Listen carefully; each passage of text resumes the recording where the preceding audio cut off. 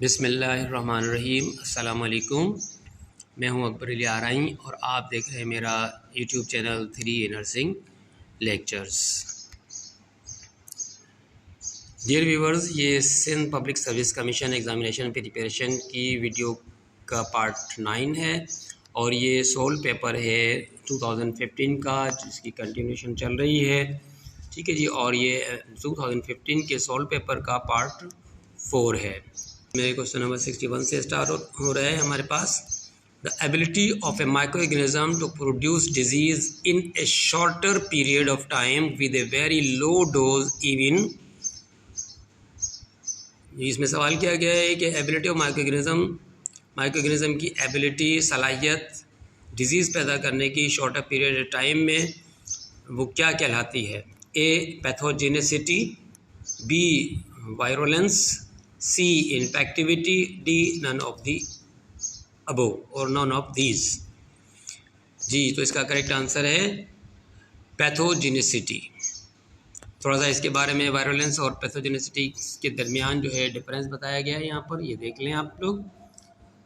ठीक है जी, पैथोजेनिसिटी के लिए है कि पैथोजेनिसिटी इज़ द क्वालिटी और state of being pathogenic, the potential ability to produce disease. अगर वायरुलेंस के देखें तो virulence is the disease producing power of an organism, the degree of pathogenicity within a group और species. Question number 62, the common cause of vertigo except. तो इसमें option है हमारे पास ए मेनियर्स डिजीज, लेब्रेंथाइटिस, सी में अकाउस्टिक न्यूरॉन्स, डी मैस्टोडाइटिस। तो इसका correct answer है लेब्रेंथाइटिस। ठीक है जी, ये जो है इस पिक्चर में थोड़ा सा आपको व्यू दिखाया गया है। लेब्रेंथाइटिस जो है वो इन्फ्लेमेशन ऑफ इनर ईयर है और इसके अलावा ये एनाटॉमी दिखाई गई है हमारे ईयर की।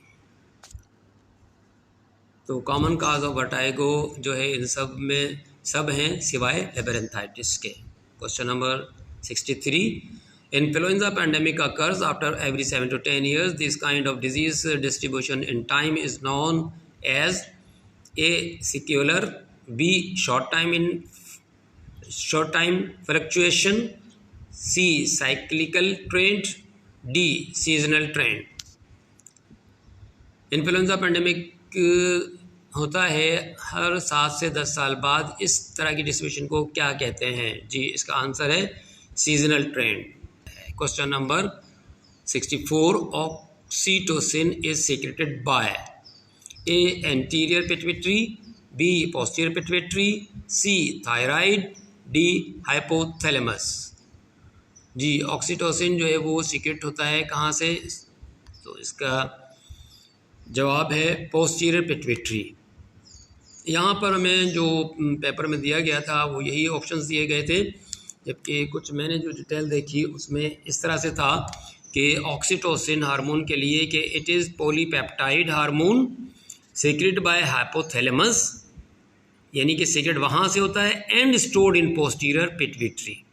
It is acting on the target cells by increasing the intracellular calcium content. तो ये थोड़ी सी डिटेल थी ऑक्सीटोसिन हार्मोन की।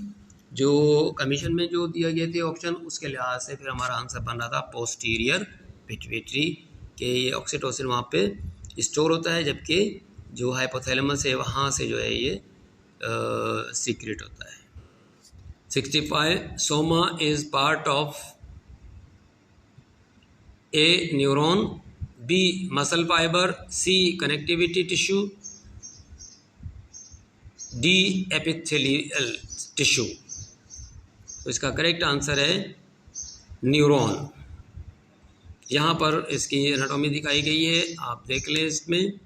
ठीक है जी, ये डेंड्राइट्स जो है वो branches that receive chemical messages from other neurons और मैसेजेस कन्वर्टेड इनटू इम्पल्सेस, और इसको मैसेज को कन्वर्ट करते हैं इम्पल्स में। ठीक है, इसके बाद इसमें ये सोमा को दिखाया गया है, सेंट्रल सेल बॉडी, इसे सोमा कहते हैं। और साइनेप्सिस जो है ये दिखाया गया है। नीचे की तरफ आप अगर देखें, ठीक है, इसके बाद जो बीच में है ये दिखाया गया है एक्सॉन, ठीक है जी। और ये क्या करता है, trunk of neuron that sends messages impulses to other neurons, जैसा कि दिखाया गया है, ठीक है जी। ये नेक्स्ट जो एक्सॉन टर्मिनल जो है, इस तरफ आप देखें तो यहाँ पर जो है ये मैसेजेस दूसरे उसको जो कन्वर्ट करता है न्यूरॉन को, एक्सॉन। जबकि एक्सॉन टर्मिनल क्या करता है, buds at the end of the axon from which chemical messages are sent. इस एरिया से जो है ये एक्सॉन का टर्मिनल जो है, यहाँ एंड एरिया है ये, जहाँ से कि मैसेज आगे नेक्स्ट उसको भेजे जाते हैं। Question number 66, impersonal health care includes all except. Impersonal health में तमाम चीज़ें आती हैं सिवाय एक के, वो क्या है जी, आइडेंटिफाई करें आप जी। ये है वाटर सप्लाई, ठीक है जी। सबके सब जो है वो इम्पर्सनल हेल्थ केयर में आते हैं सिवाय वाटर सप्लाई के। Question number 67, the integrity principles, ethics, meaning and purpose in life are said to be. Integrity principles, ethics वगैरह ये आते हैं किस डोमेन में आते हैं, A physical dimension, B mental dimension, C emotional dimension, D spiritual dimension. तो इसका करेक्ट आंसर है spiritual dimension. Question number 68, diabetes mellitus is caused by deficiency of. बहुत ही आसान क्वेश्चन, उम्मीद है अंदाज़ा लगा लिया होगा। तो इसके ऑप्शन दिए गए हैं, ए थायरॉक्सिन, बी कैल्सिटोनिन, सी इंसुलिन, डी स्प्लिन। जी तो बिल्कुल इसका करेक्ट आंसर है इंसुलिन। इंसुलिन की डेफिशिएंसी से जो है डायबिटीज़ मेलाइटिस होती है, क्योंकि जो इंसुलिन है वो हमारी जो बॉडी में शुगर बनती है, ठीक है, हमारे खाने पीने के बाद, तो उसको न्यूट्रलाइज़ करने में, और उसको न्यूट्रलाइज़ किस तरीके से करती है कि ये जो है हमारे सेल्स में जो है वो पहुंचाने में मदद करती है इंसुलिन। तो इसलिए इंसुलिन अगर उसकी क्वालिटी सही नहीं है तो भी डायबिटीज़ मेलाइटिस हो सकता है, और अगर इसकी मिक़दार कम है, ठीक है, शुगर ज़्यादा है और इंसुलिन की मिक़दार कम है, तो वो जो है हमारे सेल्स तक शुगर को यूटिलाइज़ होने के लिए नहीं पहुंचा पाएगी, और इस तरीके से ज़्यादा शुगर जो है वो हमारे ब्लड स्ट्रीम में रहेगी, और इस तरीके से जो है हमें जो है डायबिटीज़ मेलाइटिस हो सकती है। ये थोड़ी सी एनाटॉमी दिखाई गई है, ठीक है। ये पेंक्रियाज शो किया गया है आपको नीचे वाली लाइन में, ठीक है। एक लीफ लाइक स्ट्रक्चर होता है, यहाँ से इंसुलिन जो है वो प्रोड्यूस होती है। Question number 69, vesicovaginal fistula is abnormal communication between. जी वेजाइको वेजाइनल फिस्टुला के बारे में पूछा है। कम्युनिकेशन है किन दो चीज़ों के दरमियान, A bladder and vagina, B urethra and vagina, C rectum and vagina, D ureter and vagina. तो जिन लोगों को बैजी या वेजाइकल की मीनिंग मालूम है तो वो फ़ौरन इसका जवाब दे सकते हैं, ठीक है, इससे ही इसका आंसर मिल जाता है। तो इसका करेक्ट आंसर है ब्लैडर एंड वेजाइना, क्योंकि यहाँ पे जो वैजी जो है ये ब्लैडर के लिए इस्तेमाल हो रहा है, और वेजाइना का तो क्लियर कट है कि वेजिको के साथ जो लफ्ज़ है वो वेजाइना है। तो वेजाइना का तो मालूम हो रहा था, लेकिन उसके साथ जो है क्या चीज़ है, तो वेजिको जो है वो ब्लैडर के लिए इस्तेमाल होता है। जैसे कि हम वेजाइकल कैलकुलस कहते हैं, यानी कि ब्लैडर में जो हमारे पत्थरियाँ हो जाती हैं, स्टोन हो जाते हैं, उसे वेजाइकल कैलकुलस या VCM शॉर्ट में कहते हैं।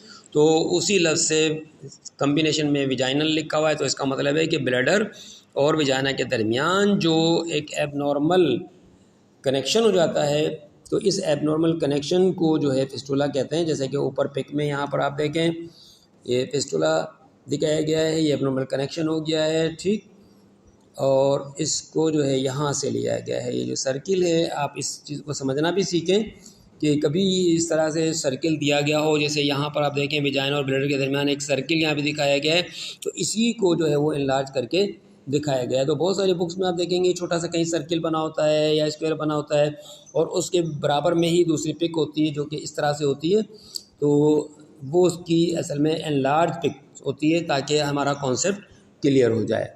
Question number 70, disinfection of living tissue is called. Sepsis, antisepsis, antibiotic and bacterial. उम्मीद है आपने अंदाज़ा लगा लिया होगा। जी हाँ, इसका करेक्ट आंसर है एंटीसेप्सिस। ठीक है जी, ये जो है टेक्निक दिखाई गई है एंटीसेप्सिस। ठीक है जी, इसमें जो है हम पायोडीन वगैरह है, ये मुख्तलिफ जो हमारे एंटीसेप्टिक जो लोशंस होते हैं उसको इस्तेमाल करके जो है वो हम इसको डिसइंफेक्ट करते हैं लिविंग टिश्यू को। Question number 71, all are early manifestation of shock except. इसमें क्वेश्चन ये किया गया है कि ये साइन सिम्टम है शॉक के, सबके सब सिवाय एक के, वो कौन सा नहीं है वो आपको आइडेंटिफाई करना है। रेस्पॉन्सेज हैं A decreased in blood pressure, B rapid weak pulse, C moist cold skin, D decreased urination. तो इसका करेक्ट आंसर है डिक्रीज्ड यूरिनेशन। ठीक है, ये तमाम जो ऊपर लिखे हुए हैं तीनों, ये जो है मैनिफेस्टेशन है शॉक के, सिर्फ डिक्रीज्ड यूरिनेशन नहीं है। Question number 72, which of the following is not a fat soluble vitamin? A vitamin A, B vitamin C, C vitamin D, D vitamin E. तो इसका करेक्ट आंसर है विटामिन सी। ये water soluble vitamin है, जबकि दूसरे जो है fat soluble vitamins हैं। Question number 73, prevention of the emergence और development of risk factors in the countries और population group is not yet an appeared is known as। Prevention of emergence और development of risk factors in countries जो है population group में is not yet appeared, यानी जो अभी appear ही ना हुए हों, तो ये कंडीशन क्या कहलाती है? A primordial, B primary prevention, C secondary prevention, D tertiary prevention. जी, तो इसका करेक्ट आंसर है प्रीमोर्डाइल। ठीक है, यहाँ पर एक जो है आपको तीनों चारों जो चीज़ें हैं इसमें प्रीमोर्डल और प्राइमरी, सेकेंडरी, टर्शरी, इनके कॉन्सेप्ट को क्लियर किया गया है। तो हम ये देख लेते हैं वन बाय वन। प्रीमोर्डाइल जो है वो है maintain appropriate weight, blood pressure, lipid, glucose, eat well, exercise, don't smoke. यानी कि ये प्रिवेंशन है किसी चीज़ के अकर होने से पहले। ठीक है जी। प्राइमरी क्या है? Use drug to achieve and maintain appropriate blood pressure, lipid, glucose और स्टॉप स्मोकिंग। तो यहाँ पर हम क्या कर रहे होते हैं? Reduce and eliminate risk, avoid clinical disease events.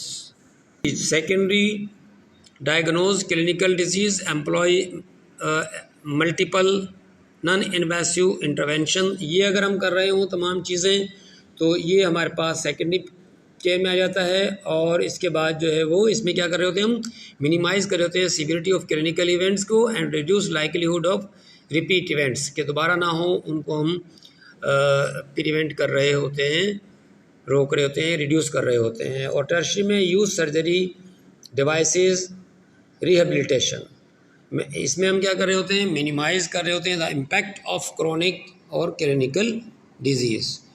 Question number 74, purest water in nature is from, यानी प्योरेस्ट वाटर कहाँ से मिलता है हमें नेचर में? Lakes, rain, spring, well. तो इसका करेक्ट आंसर है रेन। रेन से हमें प्योरेस्ट वाटर मिलता है। Question number 75, appendicitis is suspected from the blood complete picture showing raised. Appendicitis का हमें सस्पेक्ट होती है ब्लड सीपी से, किस चीज़ के बढ़े हुए होने से हमें मालूम होता है? ए न्यूट्रोफिल्स, बी इजिनोफिल्स, सी बेजोफिल्स, डी लिम्फोसाइट्स। जी, तो इसका करेक्ट आंसर है इजिनोफिल्स। अगर ब्लड सीपी में इजिनोफिल्स बढ़े हुए आते हैं, इंक्रीज आते हैं, तो ये सस्पेक्ट करता है कि जो हमारा क्लाइंट है उसे जो है अदर साइन सिम्टम के साथ अगर ये चीज़ आ रही है तो ये कंफर्म होता है या सस्पेक्ट होता है कि इस क्लाइंट को हमारे अपेंडिसाइटिस है। Question number 76, P5 stand for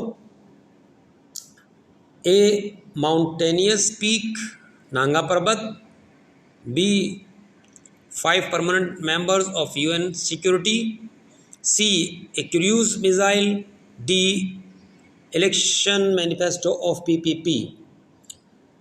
तो यहाँ पर हमें जो अब क्वेश्चन शुरू हो गए हैं ये जनरल नॉलेज के हैं, जिसमें P5 के लिए मालूम किया गया है कि ये किसके लिए इस्तेमाल होता है। तो इसका करेक्ट आंसर है 5 permanent members of UN security, United nation security के 5 जो मेंबर हैं, ठीक है, और वो कौन कौन से हैं वो यहाँ पर हम देख सकते हैं, ठीक है जी। Security council has 15 members, 5 member permanent members and 10 elected by the General Assembly for 2-year terms. The permanent members are China, France, United States, Russia and Great Britain. तो ये है वो 5P के लिए जो कि 5 परमानेंट मेंबर्स हैं।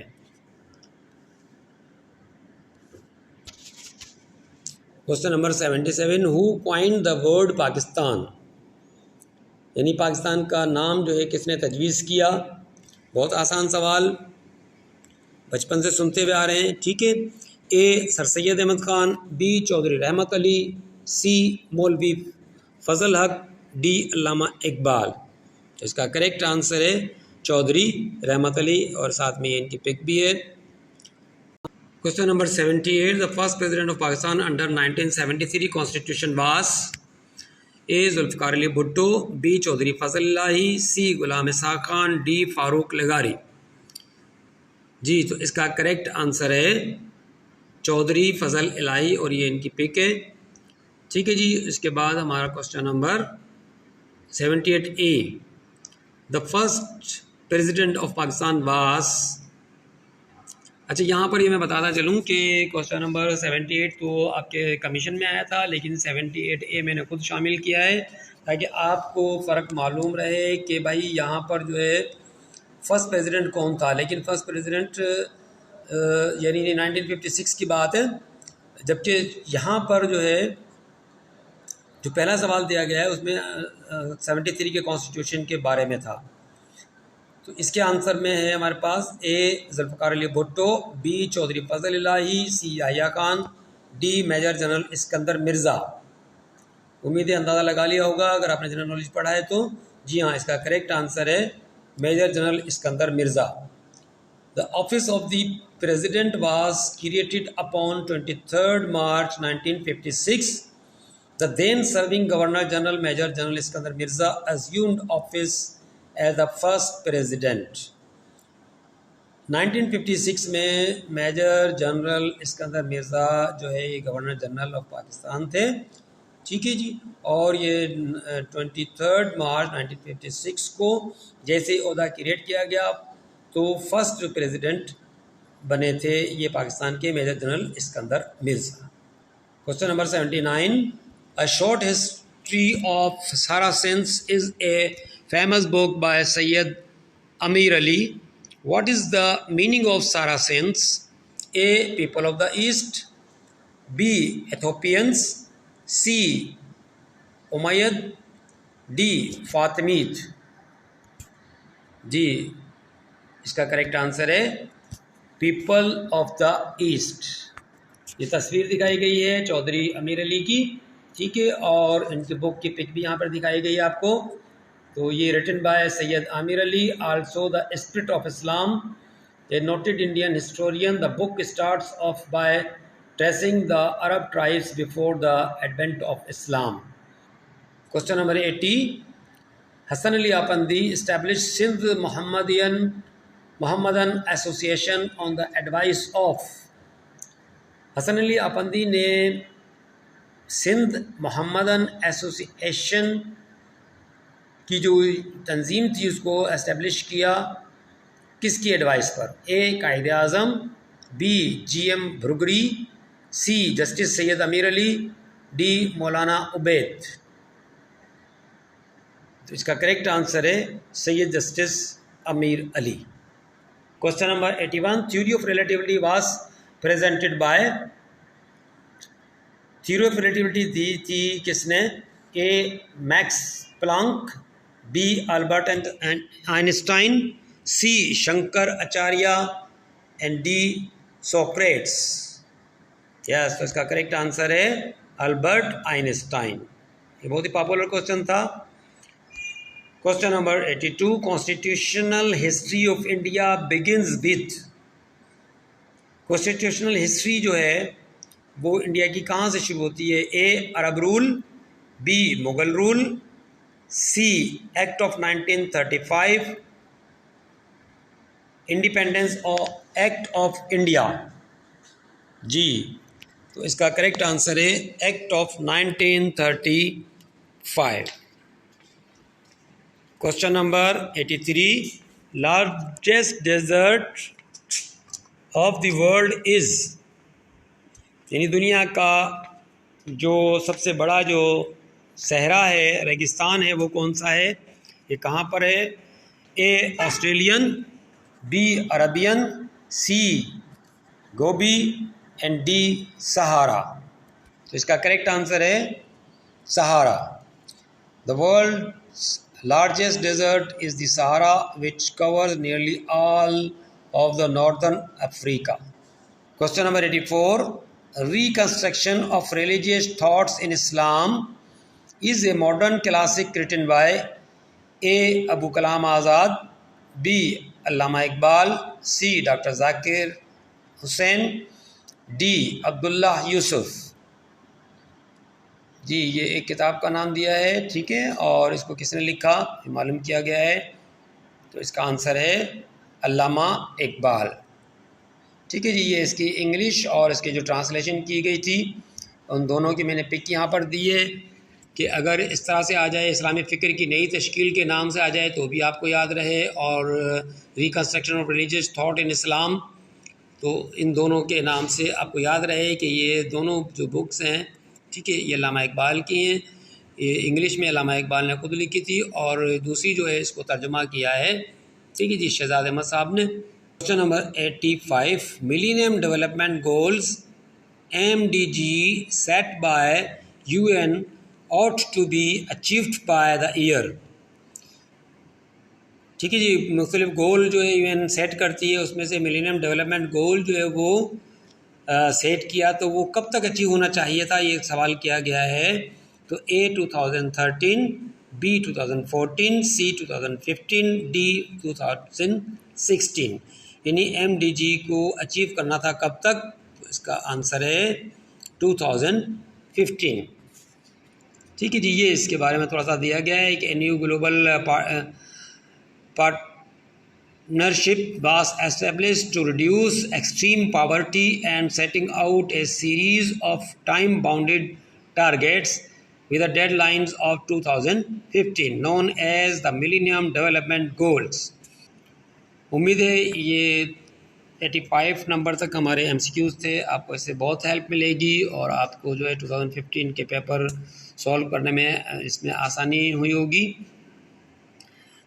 तो देखते रहिए मेरा चैनल 3A नर्सिंग लेक्चर्स, ताकि आपको इसी तरह की जो है वो और इंफॉर्मेटिव वीडियोस मिलती रहें।